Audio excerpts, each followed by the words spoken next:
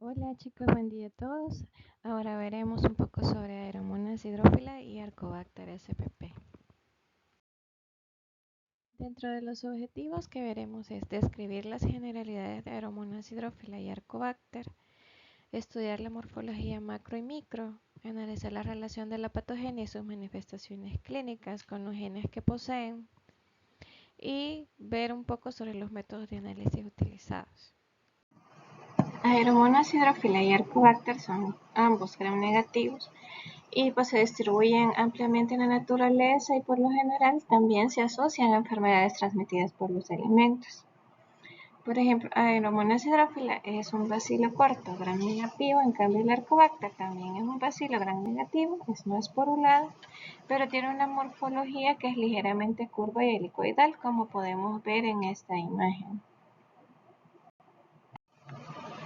Aeromonas hydrophila está dentro del género Aeromonas. Entonces, el género Aeromonas está representado, como ya vimos en la diapositiva anterior, por bacilos rectos gram negativos. Estos son anaerobios facultativos que tienen un flagelo que es principalmente polar y pues que representa codificación genética para la síntesis de la enzima citocromoxidasa. Entonces, con base a estas características que les acabo de decir, este género en un inicio fue ubicado dentro de la familia Vibrionaceae. Entonces, así el manual Bergays, el manual de bacteriología sistemática, lo clasificó como de la familia Vibrionaceae. Pero luego de ya recientemente, basado en evidencias genéticas moleculares, entonces este género fue ubicado en una familia diferente, que es la que vemos aquí, Aeromonadaceae. Entonces, la Aeromona hydrophila pertenece a la familia Aeromonadaceae. Y pues hay otras subespecies. La anaerógenes, la daquensis, ranae, hidrófila. Entonces, en general, podemos decir que la Aeromonas hydrophila en agar TCBS, que es el agar, el mismo que usamos para los vidrios, ¿se acuerdan? El agar tiosulfato citrato bilisacarosa, como es, como dijimos, que posee o sintetiza la enzima citocromoxidasa, ¿verdad? Presenta ella estas características en este agar. Son colonias convexas, lisas, circulares, como vemos acá, u ovaladas, son bien húmedas, ven que se ve así que húmedo, brilloso, brillante. Tienen este color como mostaza y el agar, que originalmente el TCBS es verde, lo viran azul. Aquí podemos ver una tinción al gram, donde se ven rosaditas, ¿verdad? Acordémonos que los bacilos cortos gram negativos siempre se observan así, como rosados, porque no absorben el cristal violeta, ¿verdad? Porque su pared de peptidoglicanos es bien fina. Entonces se manifiestan como bacilos, pueden estar así individuales o pueden formar cadenas cortas y son no esporulados. Aeromonas hydrophila se relaciona a agua. Puede estar el agua contaminada con aeromonas, la carne de res, los pescados y las aves. De hecho, también Aeromonas hydrophila puede causar enfermedad en los tejidos de los pescados. Entonces, Aeromonas hydrophila, recordemos que es un patógeno zoonótico facultativo. Se ha investigado que mayor a 10 a las 7 células puede causar enfermedad si el vehículo por medio del cual lo ingerimos es el agua. Y si hablamos de alimentos, con una dosis de 10 a las 6 ya podría causar enfermedad. Tiene síntomas semejantes a los del cólera. O sea, hay diarrea, cosa, vómito, náusea, dolor abdominal. Es autolimitante y puede durar de 1 a 7 días. La mayoría de las infecciones son causadas por ingerir agua contaminada y hay pocas epidemias reportadas donde se consideren los alimentos. Pero ahí les pongo una imagen de lo que les mencionaba en la diapositiva anterior, que puede causar enfermedad en peces. Y ven que o sea, daña tus tejidos de manera de que ellos no se pueden recuperar, ¿verdad? Entonces, si no controlamos Aeromonas hydrophila en el agua donde estemos, digamos, cultivando peces, podemos tener muchas pérdidas por enfermedad en los tejidos de ellos. Acá podemos ver, como les decía en las diapos anteriores, el género Aeromonas, la especie hidrófila, y les mencionaba que hay subespecies. Entonces aquí podemos ver todas las que hay: la anaerógenes, taquensis, hidrófila, protolítica y renal. Y acá, esta es una imagen del genoma completo, específicamente de Aeromonas hidrófila. Y pues aquí explicarles que esto me llamó la atención, que aparece esto que dice CPHA.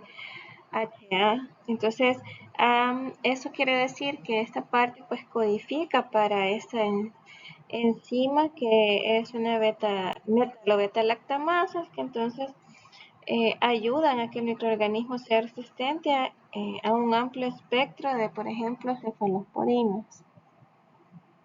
Y pues también por eso es súper importante conocer el genoma de la bacteria y saber qué mecanismos de resistencia va a presentar ella. Normalmente en algunos estudios que se hacen por biología molecular, pues se utiliza la PCR para identificar el gen GIRB, que es el que nos permite pues el que corresponde, digamos, a Aeromonas hidrófilas.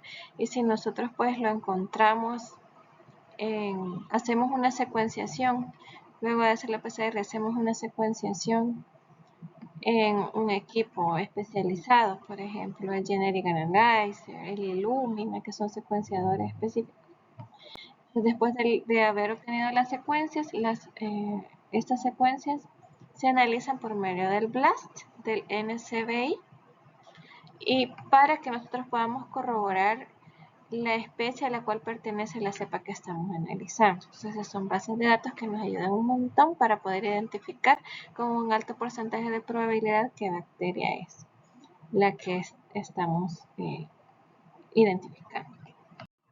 Las aeromonas en general también producen una gran cantidad de enzimas que son extracelulares. Entonces degradan activamente complejos proteicos, polisacáridos, mucopolisacáridos o moléculas que contienen demasiados lípidos. Entonces estas enzimas son útiles a la hora que nosotros queremos identificar esa bacteria, porque ya sabiendo qué enzimas produce, podemos identificarla más fácilmente.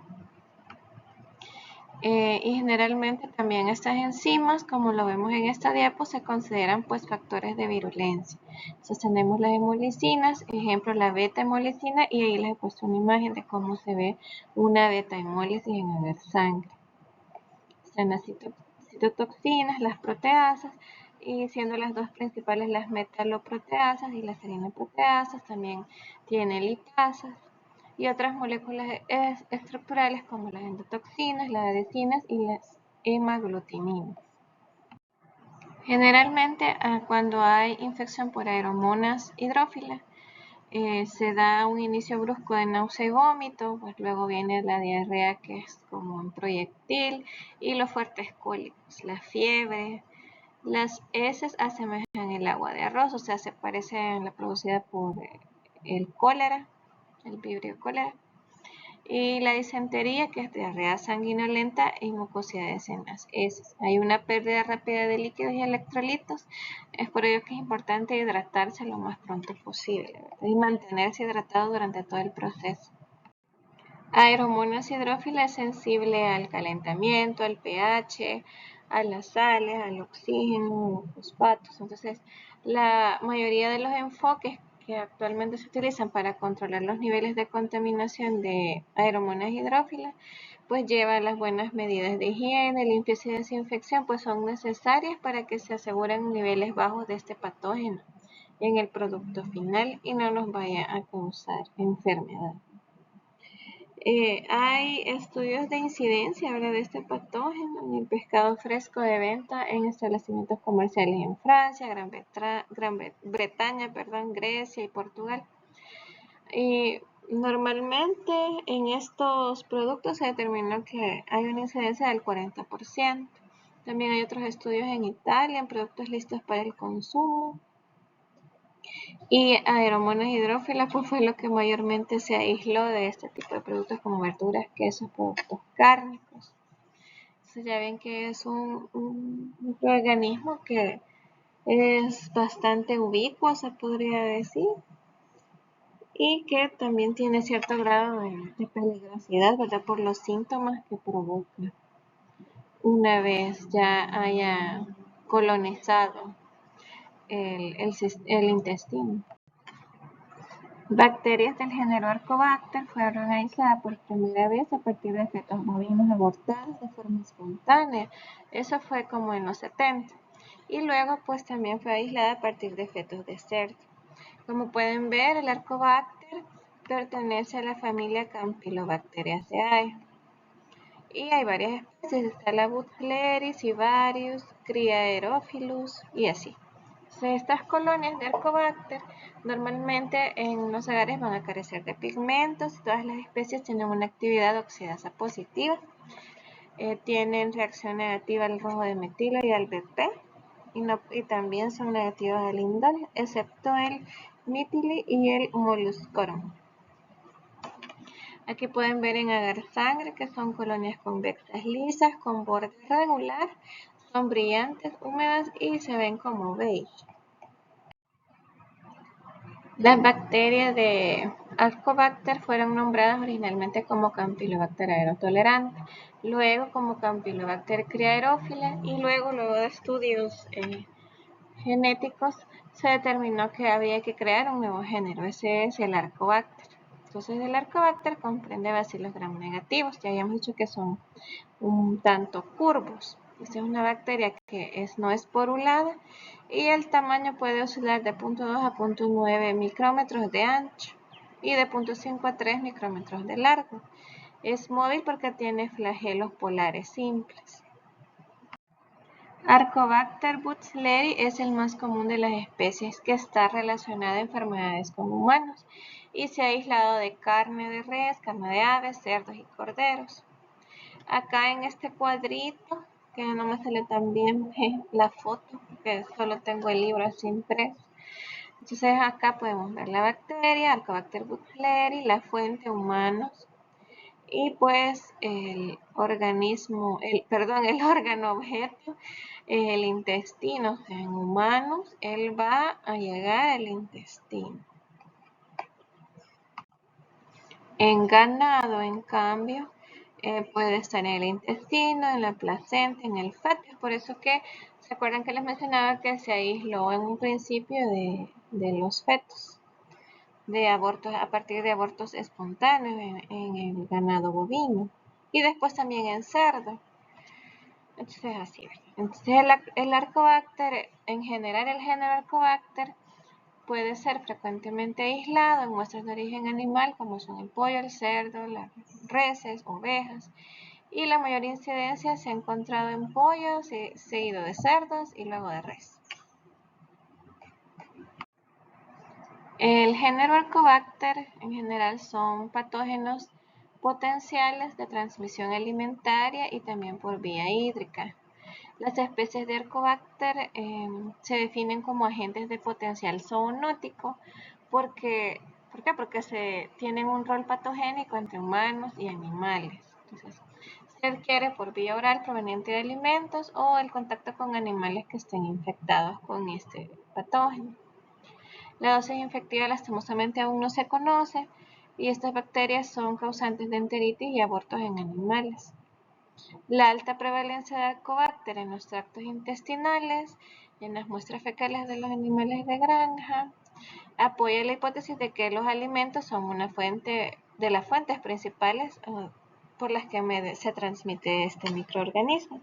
Y aquí pues una imagen donde dice que más o menos cuando se introdujo el género Arcobacter, ya ven que no es tan, o sea, algo reciente, del 91. Y pues acá se ve donde es que se han aislado ciertas especies de Arcobacter. Aquí podemos ver que en los moluscos, por eso es que se llaman Una especie se llama Arcobacter molluscorum, ¿verdad? En los mejillones, Arcobacter mitili, porque así se llama una especie de este tipo de mejillones. Y así, ¿verdad? Es como fueron nombrando dependiendo de dónde lo encontraban. Los síntomas clínicos más frecuentes producidos por Arcobacter pues son dolor abdominal y diarrea acuosa, que puede durar de entre 3 hasta 15 días. Entonces, y puede aún volver a persistir hasta por 2 meses. Entonces, es de gravedad. Yo lo veo así, peligroso. También puede causar náusea y vómito, fiebre y escalofríos. Y en algunos casos se ha documentado septicemia. ¿Cuáles son los factores de virulencia asociados? Pues enzimas extracelulares, como tenemos las DNasas, caseinasas, gelatinasas, lecitinasa y las beta-hemolicinas. También hay moléculas estructurales como las hemaglutininas y las endotoxinas. Pues aeromonas SP las podemos aislar a partir de alimentos, pesando 25 gramos del alimento y mezclándolo con el diluyente, que puede ser agua peptonada buferada o caldo tripticasa soya. Entonces, luego del periodo de incubación, que generalmente son 24 más menos 2 horas, 35 grados Celsius, extraemos en agar SA o agar modificado SA. Acá esperamos obtener colonias de aproximadamente 5 milímetros de diámetro que van desde un color amarillo hasta un color miel. Acá en la imagen también podemos ver que podemos extraer en agar sangre para ver, como se acuerdan que tiene entre los factores de virulencia las beta-hemolicinas, entonces podemos ver una beta-hemólisis en agar sangre, ¿verdad? Aquí se ve el halo de la hemólisis que provocó. Y en agar McConkey las podemos ver como colonias claras, ¿verdad? Colonias pálidas. Y acá son los resultados obtenidos a partir de una prueba bioquímica ya con las colonias aisladas en API-20E, en la que se comprueba pues la presencia de Aeromonas hydrophila. Hay métodos de identificación también para Arcobacter, pero estos no están como estandarizados o homologados, sino que hay varias investigaciones que se han hecho así por aparte y cada quien ha usado alguna técnica diferente. Entonces, en general se puede decir que las muestras que son de enjuague de carcasas de aves, estas se transportan en cadena de frío en medios de cultivo como es el agua peptonada buferada o medio de transporte Kerry Blair, así como se hace con Campylobacter. En general podemos decir que los protocolos de aislamiento de Arcobacter utilizan un medio de cultivo que es EMJPH-P80. Esas EMJPH se debe a los investigadores que pues inventaron ese medio de cultivo. Uno es Ellinghausen, otro es McCulloch, Johnson, Harris, entonces por eso se llama así. Y comercialmente lo podemos hallar como Boguminar Microbiological Media. También hay otras modificaciones que se han hecho a los medios de aislamiento que se utilizan para Campylobacter, porque Campilo y Arcoes son como primos lejanos. También hay otras formulaciones que se han elaborado y son únicas para Arcobacter. En general les puedo decir que para recuperar Arcobacter vamos a hacer una inoculación de un medio semisólido que es el que ya les mencioné, el MJPH P80, P porque lleva polisorbato 80. Entonces se pesan 10 gramos de muestra en 20 mililitros del medio semisólido y lo incubamos aeróbicamente a 30 grados Celsius. Este va a ser el primer preenriquecimiento. El crecimiento de Arcobacter es bien variado, puede crecer, así como puede crecer en 24 horas, puede tardarse hasta 5 semanas en crecer, entonces no nos desesperemos. El crecimiento en el medio de cultivo, el semisólido EMJPH, se subcultiva en agar sangre para lograr obtener colonias aisladas. Lo incubamos a 34 grados Celsius en microaerofilia. Para eso usamos las Campi-Gaspac. Aquí les traigo un ejemplo. Esta es una marca de BBL Gaspac, dosa de Becton Dickinson. Entonces esta produce una atmósfera que es adecuada para soportar el aislamiento primario y el cultivo de bacterias que pueden crecer en microaerofilia como es el Arcobacter. Entonces este es un método que se utiliza para cultivar bacterias que se mueren o no crecen en presencia de oxígeno. O su crecimiento se ve como bien disminuido en presencia de oxígeno. Esa es una parte que se puede realizar, ¿verdad? Un paso. Hay otras bibliografías que recomiendan que hay que hacer un segundo preenriquecimiento a partir del primero que hicimos acá, donde pesamos 10 gramos en 20 mililitros de MJPH.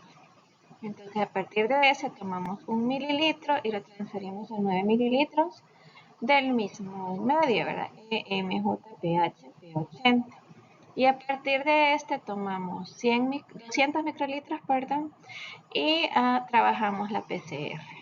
Y podemos, pues, así molecularmente identificar si nos estamos encontrando con esta bacteria Arcobacter. ¿Cómo podemos prevenir enfermar por Arcobacter o Aeromonas? Pues tomando las medidas de control y aseguramiento en todas las etapas de la cadena alimentaria. Es por eso que les he colocado esa imagen ahí, porque el control debe ir desde la producción agrícola, el manejo de almacenamiento de la materia prima, el procesamiento, para la producción del producto final, la distribución y el consumo ya en el hogar. Se pueden hacer tratamientos como aplicación de calor o irradiación, porque ya vimos que estas bacterias pues son sensibles a las temperaturas. Debemos hacer un buen lavado de manos. Depende de qué alimento nos refiramos, debe haber un buen cocimiento, una pasteurización. Estamos hablando, por ejemplo, de leche, de jugos. Debe haber un mejoramiento de la bioseguridad. Debemos evitar siempre la contaminación cruzada de los alimentos. Ya ven que esto es general para todo, ¿verdad? Siempre es importante evitar contaminación cruzada. Debemos en la industria tener un sistema adecuado de alcantarillado, desinfectar las heces y objetos contaminados por estas antes de su eliminación. Y pues incluir de forma rutinaria los análisis clínicos en el personal para la determinación de los patógenos, ¿verdad? Para que el manipulador no sea un vector de contaminantes. Bueno, pues muchas gracias por su atención, chicos. Cualquier consulta quedo a la orden. Esa es la bibliografía que utilicé.